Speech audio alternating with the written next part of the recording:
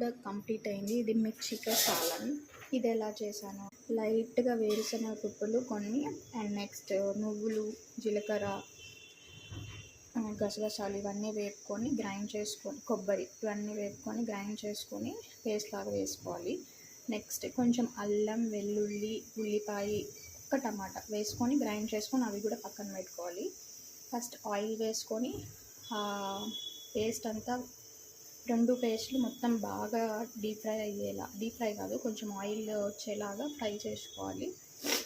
Oil బయటికి వచ్చేలాగా. దాంట్లో కొంచెం ఉప్పు, పసుపు, కారం వేసుకొని బాగా తిప్పేసి అలా మూతపెట్టి సిమ్లోనే ఉడికించాలి. ఇది ఎప్పుడు సిమ్లోనే జరగాలి. తర్వాత ఇవి జరుగుతుండగా నెక్స్ట్ బజ్జీ మిర్చి ఉంటాయి కదా, అవి తీసుకొని ఒక బాండీలో కొంచెం ఆయిల్ వేసి ఇలా స్లైట్గా మధ్యలోకి చీల్చుకొని అవి వేయించుకొని ఇది వేసుకొని